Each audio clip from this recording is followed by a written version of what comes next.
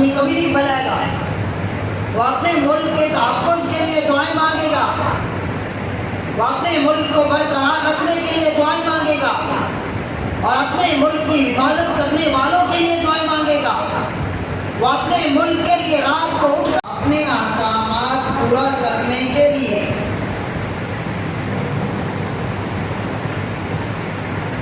ان کے لیے رہنماؤں کا سلسلہ جاری فرمائے۔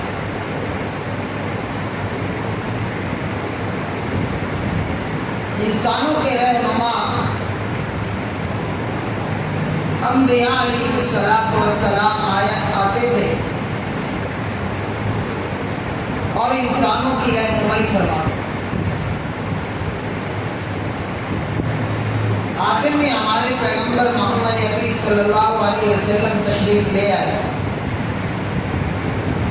آپ امام الانبیاء بھی ہیں، خاتم الانبیاء بھی ہیں۔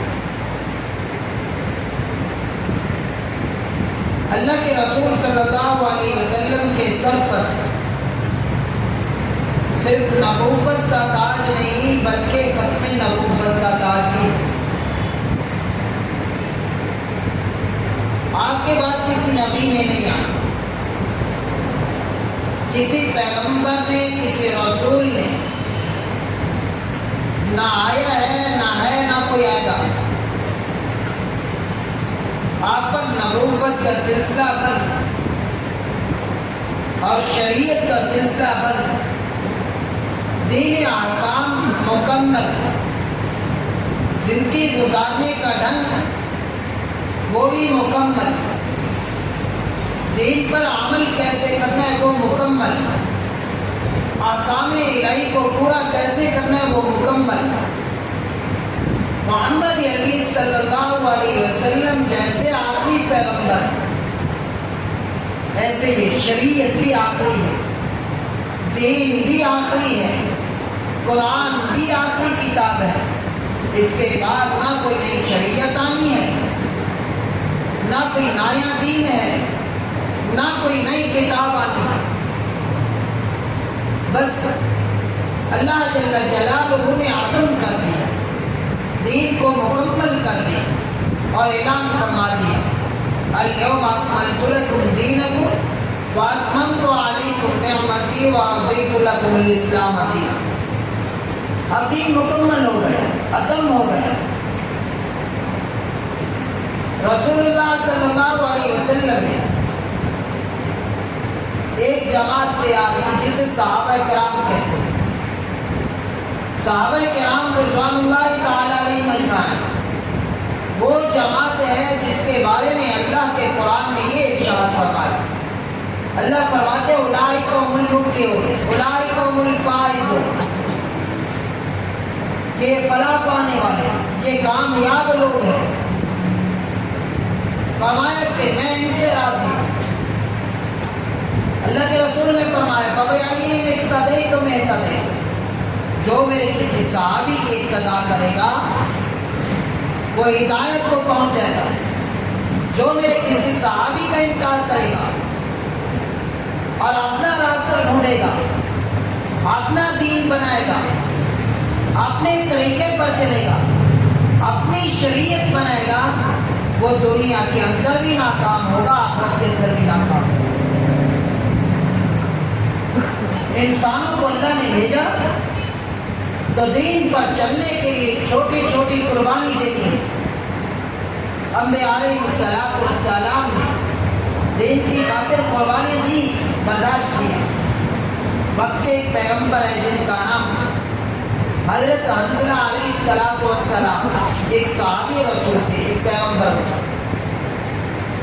ساری زندگی دین کی دعوت دیتے رہے لیکن ایک آدمی بھی ایمان نہ لے آئے، آگے دنیا سے چلے گئے۔ زکریا علیہ السلام کا واقعہ ہے، موسیٰ علیہ السلام، نوح علیہ السلام، انبیاء نے بڑی قربانیاں دی۔ ابراہیم علیہ السلام کا واقعہ، ابھی ذی الحجہ کا مہینہ چل رہا ہے، یہ مہینہ آتا ہے، لوگ قربانی کے نام سے اس مہینے کو یاد کرتے ہیں، اور وہ قربانی صرف دمبا اور گائے بھینس کو قربان کرنے کا نام نہیں، وہ قربانی اصل میں یہ تھی ابراہیم علیہ السلام چھری چلانے کے لیے تیار تھا، بیٹے کو ذبح کرنے کے لیے تیار، اور بیٹا قربان ہونے کے لیے تیار تھا۔ مقصود کیا تھا کہ اللہ کا حکم پورا، مقصود رب کے حکم کو پورا کرنا۔ اب اتنی بڑی قربانیاں اور کوئی عام بات نہیں تھی، ایک اکلوتا بیٹا، وہ بھی بولنے پر آیا، پھر اللہ کا حکم آیا کہ اس کو صحرا کے اندر چھوڑ کر آؤ اور اپنی پیاری بیوی کو بھی چھوڑ کر آؤ، اور نہ وہاں کوئی انسان، نہ چرن نہ پرند، نہ کوئی پانی کا انتظام، نہ کھانے کا انتظام، اللہ کے حکم کو پورا کرتے ہوئے جا کر چھوڑ کر آئے، پیچھے مڑ کر ہی نہیں گئے۔ کیا تھا کہ اللہ کے حکم کو پورا کیا، یہ قربانی دی۔ تو جیسے ہی قربانی دی تو پھر اللہ رب العزت نے حضرت ابراہیم علیہ السلام سے حکم فرمایا، اے میرے خلیل، اب مانگ، جو تم مانگے گا میں رب وہی عطا کروں گا، جو تم مانگے گا میں رب وہی عطا کروں گا۔ اب پھر دعا کی گئی، اللہ سے مانگا، بیت اللہ تعمیر کیا گیا، جب مکمل ہوا پھر یہ اعلان آیا کہ مانگ، اب کیا مانگتا ہے؟ پھر ہاتھ اٹھائے، ربنا وابعث فیہم رسولا من انفسہم یتلو علیہم آیاتک ویعلمہم الکتاب والحکمہ۔ اے الہ العالمین، یہ تیرا گھر ہے، اس کو آباد کر دے، اور ایسا رسول بھیج جو آئے اس کو آباد کرے، اور کتاب اس کو نئی شریعت ملے، اور حکمت بصیرت کے ساتھ لوگوں کو دین کی دعوت دے۔ اب یہی مانگا تو اللہ نے فرمایا کہ اے میرے خلیل، جو تو نے مانگا ہے، جو تو نے مانگا ہے، ظاہری طور پر تو یہ ہے کہ الہ العالمین ایسا رسول دے، ایسا نبی بھیج دے، جو تو نے مانگا ہے وہ ایک ہی ہیرا ہے، ایک ہی ہیرا ہے، اور وہ ہیرا ہے جس کی وجہ سے میں نے پوری کل کائنات کو سجایا، آپ کو اور تمام انبیاء علیہ السلام کو مبعوث فرمایا، وہ ہیرا بھیج رہا ہوں۔ تو محمد عربی صلی اللہ علیہ وسلم حضرت ابراہیم علیہ السلام کی دعاؤں کا سبب، تو آخری پیغمبر امام الانبیاء، اللہ نے مقام بڑھا دیا، اللہ کے بعد جس کا مقام ہے تو میرے اور آپ کے پیغمبر محمد عربی صلی اللہ علیہ وسلم کا مقام، تو شریعت مکمل ختم ہوا، تو قربانی کا سلسلے سے اس مہینے کو یاد کیا جاتا ہے، تو آگے محرم الحرام کا مہینہ شروع ہوتا ہے۔ محرم الحرام وہ مہینوں میں سے ہے جس کے بارے میں اللہ نے قرآن کے اندر یہ ارشاد، ان عدت الشہور عند اللہ، کہ وہ مہینے جن کی تعظیم کرنے کا حکم دیا گیا، احترام کا حکم دیا گیا، امن کا درس دیا گیا۔ آج ہمیں کہتے ہیں کہ بھی امن کی بات کیجیے، امن کا درس دیجیے، لیکن امن تو وہ قائم کر ہی سکتا ہے جو دین پر چلنے والا، بد امنی انہی سے ہوگی جو دین پر نہیں چلنے والا ہوگا۔ امن وہ فالو کرے گا جو محمد عربی صلی اللہ علیہ وسلم کو آخری نبی مانتا ہوگا، وہ امن کا درس دے گا، وہ امن کو فالو کرے گا، وہ بھائی نہیں، یہ رسول اللہ صلی اللہ علیہ وسلم کے ہم امتی ہیں، اللہ کے رسول صلی اللہ علیہ وسلم کو آخری نبی مانتے ہیں، آپ کی ہر بات کو فالو کرتے ہیں، صحابہ کرام کو ہم حجت مانتے ہیں، اہل بیت کو بھی ہم حجت مانتے ہیں۔ جو کسی صحابی کا بھی انکار کرے گا ہم اسے بھی دائرہ اسلام سے خارج سمجھتے ہیں، جو کسی اہل بیت میں سے کسی کا انکار کرے گا ہم اسے بھی دائرہ اسلام میں سے خارج سمجھتے ہیں۔ ہم امن کا درس دینے والے ہیں، کبھی بھی بد امنی کی بات نہیں کی، جو اسلام کو فالو کرتا ہے۔ یہی تو ایک ہمارے اندر ہے کہ پوری دنیا کے اندر دیکھیے کہ پوری دنیا کے اندر دعوت و تبلیغ کا نام زندہ ہے، وہاں جا کر کس بات کا پیغام دیا جاتا ہے؟ یہی امن کا درس دیا جاتا ہے، بھائی چارگی کا درس دیا جاتا ہے، ہر کسی کو گلے سے لگایا جاتا ہے، ہر کسی کو کہا جاتا ہے کہ بھائی دین اسلام پہ آ جاؤ، دنیا کے اندر بھی آپ کی فلاح ہے، آخرت کے اندر بھی آپ کی فلاح ہے۔ ایک ہی کلمے کے نیچے آ جاؤ، ایک ہی اللہ کو مانو، محمد عربی صلی اللہ علیہ وسلم کو آخری پیغمبر مانو، دنیا کے اندر بھی آپ کامیاب ہو جاؤ گے، آخرت کے اندر بھی آپ کامیاب ہو جاؤ گے۔ بدعملی کا درس وہ دیتے ہیں جو نبی علیہ السلام کو آخری پیغمبر نہیں مانتے، صحابہ اور اہل بیت کو حجت نہیں مانتے، وہ بدعملی کا درس دے سکتے ہیں۔ ہمارے اندر تو ہے ہی امن، بات ہی امن کی چلتی ہے۔ تو محرم الحرام کا مہینہ، محرم الحرام کا وہ مہینہ ہے جس کے بارے میں اللہ رب العزت نے ارشاد فرمایا کہ احترام کا مہینہ ہے، اس مہینے کا احترام کرو۔ اس محرم الحرام کی تعظیم، تقریم، عزت، شہرت یہ واقعہ کربلا سے شروع نہیں ہوئی، بلکہ جب سے دنیا قائم ہوئی ہے اس وقت سے اس مہینے کی عزت بھی ہے، شہرت بھی ہے، کرام بھی ہے۔ حضرت آدم علیہ السلام کی پیدائش محرم الحرام میں ہوئی۔ حضرت آدم علیہ السلام دنیا کے اندر آئے، دنیا کا سلسلہ شروع ہوا محرم الحرام کا مہینہ۔ اما حوا اور ابا آدم آپس میں جدا ہوئے، جب آپس میں ملے تو اس وقت محرم الحرام کا مہینہ تھا۔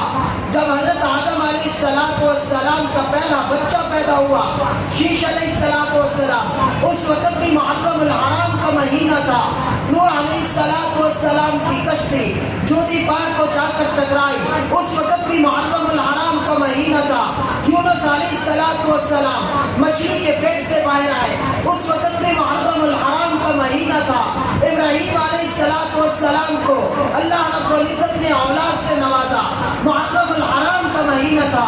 زکریا علیہ السلام کو اللہ رب العزت نے اولاد سے نوازا، محرم الحرام کا مہینہ تھا۔ ابراہیم علیہ السلام جب ہجرت کی تو اس وقت بھی محرم الحرام کا مہینہ تھا۔ جب بیت اللہ کو تعمیر کیا گیا اس وقت بھی محرم الحرام کا مہینہ تھا۔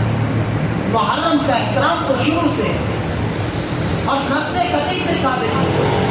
خود اللہ نے ارشاد فرمایا کہ اس مہینے کا احترام کرو، اس مہینے کا احترام کرو۔ تو یہی تھا کہ اس مہینے کے اندر جنگ بندی ہوا کرتی تھی، کفار کے ساتھ بھی جھگڑا نہیں کرنا، لڑنا نہیں ہے۔ یہ انہی مہینوں میں سے یہ مہینہ احترام کا مہینہ، یہ مہینہ اللہ سے مانگنے کا مہینہ ہے، یہ مہینہ رب کو راضی کرنے کا مہینہ ہے، یہ مہینہ گناہوں کو دھلوانے کا مہینہ ہے۔ جو مانگو گے اللہ کا فرمائے۔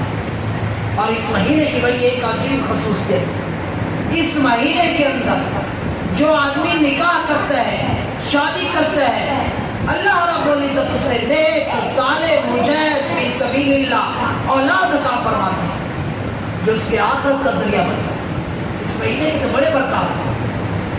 اس مہینے کے رسول اللہ صلی اللہ علیہ وسلم نے ارشاد فرمایا جو عاشورہ کے دن کا روزہ رکھے گا میں اللہ سے امید کرتا ہوں کہ اللہ اس کے پچھلے سال کے سارے گناہ معاف کر دے۔ یہ مہینہ احترام کا مہینہ، یہ خون ریزی کا مہینہ نہیں، یہ جھگڑنے کا مہینہ نہیں، کینہ رکھنے کا مہینہ نہیں، بغض رکھنے کا مہینہ نہیں۔ یہی تو اسلام درس دیتا ہے۔ یہ پاکستان ہے، یہ جمہوری ملک ہے، اس ملک کے اندر ہر کسی کو آزادی ہے، ہر کوئی اپنی عبادت کر سکتا ہے، لیکن اپنے طریقے پر، اپنے انداز میں۔ کسی کو کوئی حق حاصل نہیں کہ دوسرے کی عبادت کے اندر جا کر خلل پیدا کرے، کسی کو کوئی حق حاصل نہیں کہ دوسرے کے مہذب پر تبصرہ کرے، کسی کو کوئی حق حاصل نہیں کہ دوسرے کے مسلک پر تبصرہ کرے، بلکہ یہ ملک جو ایمان والے ہیں، جو اہل علم ہیں، جو دین کو جاننے والے ہیں، وہ یہی درس دیں گے، اسی کے امن کی بات کریں گے کہ بھائی ہر کسی کی عبادت کرنے کا اپنا طریقہ کار ہے، ہر کسی کی عبادت کرنے کا اپنا طریقہ کار ہے۔ ہماری عبادت کرنے کا طریقہ یہ ہے کہ ہم کس طریقے سے عبادت کرتے ہیں۔ ہمارا تو ایمان ہے اہل بیت کے بچے اور خاندان، اگر جو ان کے خاندان میں سے حقیقی نسب میں سے ہیں، ہم تو اسی کے بارے میں یہ کہتے ہیں کہ ان کی عزت احترام کرنا واجب اور فرض کے طرح، عزت احترام بڑی دین کی خاطر قربانی ہے، قربانی اپنے دین کو نہیں چھوڑا، اللہ کے احکامات کو پورا کر کے دکھلایا، رسول اللہ صلی اللہ علیہ وسلم کی سنت کو زندہ کر کے دکھلایا۔ یہ دین ہے، یہ ایمان ہے۔ تو میرے بھائی اور دوستو، محرم الحرام کا جو مہینہ ہے، بجائے کسی دوسرے پر دان و تشریح کرنے کے، ہمیں چاہیے کہ ہم اپنی عبادت کریں، ہم روزے کی نیت کریں، اللہ کو راضی کریں، لوگوں کو دین کی دعوت دیں، کیونکہ ہمارا مشن یہ ہے کہ جتنی بہر دنیا پھر رہی ہے ان کا سب کا تعلق اللہ کے گھر سے بات ہے۔